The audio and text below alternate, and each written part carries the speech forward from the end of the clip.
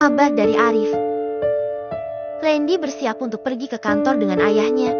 Dini seperti biasa akan membantu si Bibi dan Bu Jemila memasak sarapan di dapur. Karena Baby Al masih tidur di kamarnya.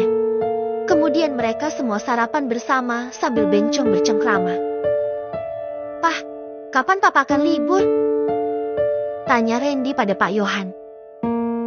"Memangnya ada apa?" Pak Yohan bertanya balik. "Enggak, kalau Papa ada waktu, kita liburan ke Bandung yuk, ke rumah kakek neneknya Dini. Udah lama banget kita nggak ke sana. Sekali-sekali Papa liburan ke kampung halaman mamanya Dini. Di sana suasananya adem loh. Randy aja sampai betah tinggal di sana." Tutur Randy mengajak ayahnya untuk berlibur ke Bandung. "Boleh, Papa juga rasanya pengen banget liburan ke sana. Papa masih ingat waktu malam-malam datang ke sana itu. Suasananya cukup sepi di malam hari. Tapi sepertinya suasana seperti itu cocok untuk Papa yang sering sibuk setiap hari untuk merefresh otak." Pak Yohan tampaknya setuju dengan sang putra untuk pergi liburan ke Bandung. "Benar. Gimana kalau nanti kita numpang tidur di rumah kakek neneknya Dini? Apakah mereka akan keberatan, Din?" sahut Bu Jemila, bertanya kepada menantunya. "Keberatan apanya? Pasti nenek sama kakek justru senang karena Dini bawa suami dan mertua Dini ke sana. Cuman, di sana keadaannya memang sangat sederhana. Rumah kakek dan nenek itu nggak sebagus di sini dan pasti juga fasilitas di rumah nggak selengkap di sini. Dini malah takut Mama sama Papa nggak betah," jawab Dini, sedikit sungkan mengatakan keadaan rumah neneknya. "Ah, kamu ini bisa saja. Kami nggak seperti itu kok. Kami akan nyenyak tidur dimanapun selagi itu di ruangan tertutup dan memakai selimut juga bantal," timpal Pak Yohan. Dini tersenyum mendengar jawaban mertuanya. Tadinya dia hanya takut mertuanya tidak akan betah menginap di rumah kakek dan neneknya yang sangat sederhana, dikarenakan perbedaan dengan rumah keluarga Randy sangatlah jauh. Tetapi, mendengar jawaban keduanya membuat Dini sangat lega. "Oh iya Pak, di sana juga kata Dini kita bisa memancing di sungai loh. Bisalah kita nanti mancing-mancing gitu, daripada pergi ke pemancingan biasa," ujar Randy. "Memancing di sungai?" tanya Pak Yohan. "Iya, waktu Dini tinggal di Bandung, dia juga sering diajak sama Arif ke sungai untuk memancing ikan.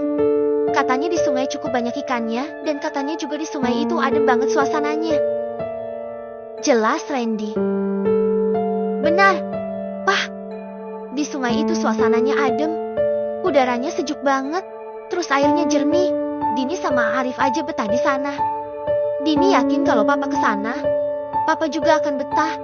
Segala pikiran yang ada di benak Papa tentang pekerjaan akan hilang seketika dan Papa nggak akan merasakan penat lagi," sahut Dini. "Wah, bagus itu. Rasanya Papa ingin cepat-cepat ke sana." Pak Yohan tampak bersemangat sekali. "Jeti, mau kapan kita ke sana?" tanya Randy lagi. "Minggu depan saja. Bagaimana? Soalnya minggu depan Papa memang rencana ingin pergi berlibur sama Mama kamu." "Bisa. Randy dan Dini mau kok," jawab Randy setuju saja. "Kalau begitu, sudah fix ya. Kita akan pergi ke Bandung minggu depan." "Iya, Pah." Randy setuju. "Bagaimana kalau kita ajak Pak Zain dan Bu Sania juga?" usul Bu Jemila, ingin menyertakan besannya dalam liburan kali ini. "Boleh banget. Mama bisa ajak mereka juga, supaya liburan kita kali ini benar-benar berkesan." Pak Yohan setuju dengan usulan istrinya. "Tapi, jangan bawa mobil masing-masing. Kita sewa mobil travel saja, supaya kita bisa pergi dengan satu mobil bersama-sama, agar perjalanan terasa lebih seru," tambah Pak Yohan. "Iya, itu pasti seru sekali kalau kita bisa berada di dalam mobil yang sama," sahut Bu Jemila. Akhirnya, diputuskanlah saat itu tentang rencana mereka untuk berlibur ke Bandung, ke tempat di mana nenek dan kakek Dini tinggal. Mendengar rencana yang sudah dibuat oleh keluarga Randy, Dini sangat senang melihat antusias mereka seperti itu. Dini merasa bahwa kini keluarganya dan keluarga Randy benar-benar telah bersatu. Usai sarapan, Randy dan Pak Yohan berpamitan pergi ke kantor. Sementara Dini, dia tinggal di rumah Bu Jemila selama Randy tidak ada. Karena rencananya sore nanti setelah Randy pulang dari kantor, mereka akan pergi ke makam almarhum Randy sesuai dengan rencana awal. Dini dan Bu Jemila mengantar kepergian suami mereka ke teras rumah.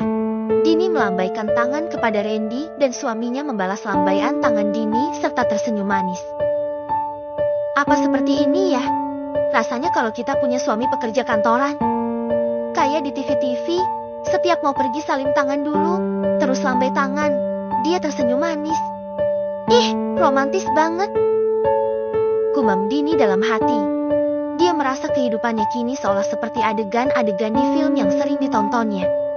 Mobil Pak Yohan keluar dari halaman rumah. Dini dan Bu Jemila masih memperhatikan kepergian suami mereka hingga mobil itu tak terlihat lagi. Din, baby Al belum bangun? Tanya Bu Jemila. Nggak tahu, Mah. Dini belum cek ke kamar, tapi kalau baby Al bangun, pasti dia nangis karena pengen Mimi. Jawab Dini, belum memeriksa lagi anaknya. Boleh Mama periksa ke kamar? Mama kangen banget pengen gendong dia. Siapa tahu saja dia sudah bangun. Bu Jemila meminta izin pada Dini untuk memeriksa ke kamar. Boleh, Mah, silakan. Kalau Mama mau periksa baby Al masuk aja. Dini mempersilahkan mertuanya. Bu Jemila masuk ke dalam rumah dengan sedikit tergesa-gesa. Karena ingin cepat-cepat sampai di kamar Randy dan melihat cucunya yang lucu. Sedangkan Dini, dia pergi ke halaman rumah. El mengambil selang yang biasa digunakan untuk menyirami tanaman, memutar kerannya hingga air mengalir. Dini menyirami tanaman. Bunga-bunga dan tanaman-tanaman unik yang tumbuh di halaman rumah mertuanya sangat indah, membuat kesan elegan pada rumah itu. Walaupun mertuanya tidak pernah memerintah Dini untuk mengerjakan apapun di rumah itu. Tetapi Dini merasa tidak nyaman jika harus diam saja. Karena saat di rumahnya pun, Dini sudah terbiasa melakukan pekerjaan rumah setiap hari membantu ibunya. Din, ponsel kamu berdering nih. Ada telepon. Teriak Bu Jemila dari teras rumah sambil menggendong baby Al yang ternyata sudah bangun. Dini berbalik kepada mertuanya, mematikan keran air dan menghampiri Bu Jemila. Siapa yang telepon? Mah? Tanya Dini. Ini namanya Arif. Sepertinya dia sudah melakukan panggilan beberapa kali, tapi nggak terangkat juga. Jelas Bu Jemila sambil memberikan ponselnya kepada Dini. Dini menerimanya dan berterima kasih. Kemudian menerima telepon dari Arif. Halo, Assalamualaikum, Din. Sapa Arif dari sambungan telepon. Halo, Waalaikumsalam. Ada apa? Tumben telepon aku. Tanya Dini. Maaf kalau ganggu ya. Cuma mau bilang kalau Mak Nenek sakit sudah lebih dari 2 minggu. Mak sakit parah. Makanya kasih tahu kamu. Siapa tahu kamu ada waktu buat jenguk. Arif memberitahu Dini bahwa neneknya sedang sakit parah. Dini terkejut mendengar pemberitahuan dari Arif itu. Memangnya nenek sakit apa? Tanya Dini dengan nada cemas. Kata Pak Mantri, Mak sakit komplikasi, Din. Makanya kesehatannya sangat menurun. Badannya juga kurus. Selama 2 minggu sakit Mak gak mau makan. Hanya mau memakan 1 atau 2 suap nasi atau bubur. Arif menjelaskan kondisi nenek Dini. Astagfirullahaladzim ya Allah. Kenapa baru kasih tahu aku? Harusnya kasih tahu aku dari kemarin-kemarin. Dini berucap matanya mulai berkaca-kaca. Maaf, habisnya Mak dan Abah yang minta supaya nggak kasih tahu orang kota. Katanya mereka takut kalau Bibi Sania sama Dini cemas. Jelas Arif. Iya, tapi kan seharusnya kalian kasih tahu aku kalau nenek sakit. Dengan begitu aku sama keluargaku pasti akan datang ke sana untuk menjenguk lebih cepat sebelum nenek parah. Dini agak emosi pada Arif karena merasa tak dianggap sebagai keluarga. Iya, maaf, Din. Tapi kan itu juga permintaan dari emak dan abah. Kamu harus ngerti ya. Ini kasih tahu atas izin mereka juga. Jadi kasih tahu kamu secepatnya. Terus kondisi nenek sekarang gimana? Emak nggak mau makan sama sekali. Bahkan buang air pun di tempat tidur. Nenek udah nggak bisa bangun lagi.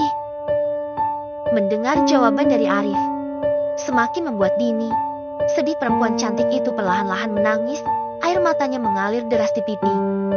Dini tidak pernah tahu neneknya sakit apa, dikarenakan memang jarak yang memisahkan mereka dan juga jarangnya komunikasi di antara mereka.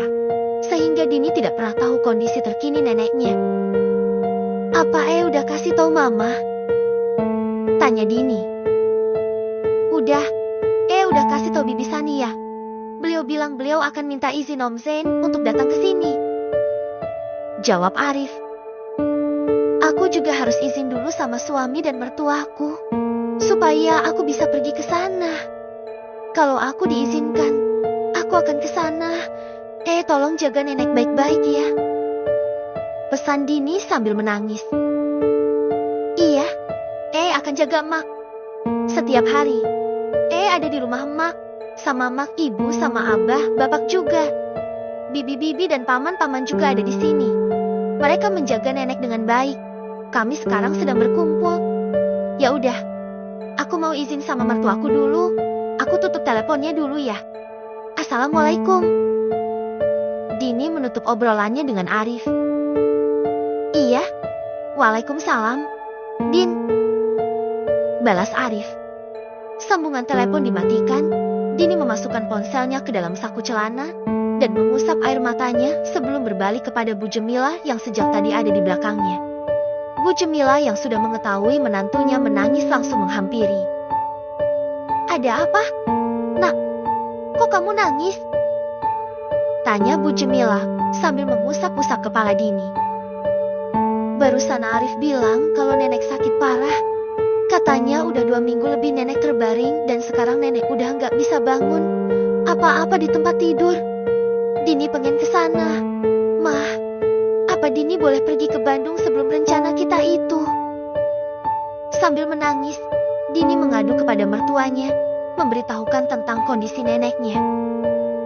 Astagfirullah, kenapa baru dikasih tahu sekarang? Seharusnya kan kamu sudah dikasih tahu sejak nenek kamu jatuh sakit. Iya, Dini juga sempat protes sama Arif. Kenapa nggak kasih tahu Dini sejak awal? Tapi katanya itu dilakukan karena permintaan nenek dan kakek yang nggak mau Dini ataupun orang tua Dini cemas. Ya sudah, kamu jangan nangis lagi ya. Nanti mama akan kasih tahu papa. Kita pergi sama-sama untuk menjenguk nenek kamu. Kamu banyak-banyak berdoa semoga beliau bisa cepat sembuh dan pulih seperti sedia kala. Tutur Bu Jemilah. Dini menganggukkan kepala. Bu Jemilah menyandarkan Dini padanya dan mengusap-usap bahu menantunya itu. Bu Jemilah mengerti apa yang Dini dirasakan. Sedih dan kecewa tentu saja menjadi sumber tangisannya. Bu Jemilah dengan penuh kasih sayang memeluk Dini supaya menantunya itu bisa lebih tenang dan tidak menangis lagi.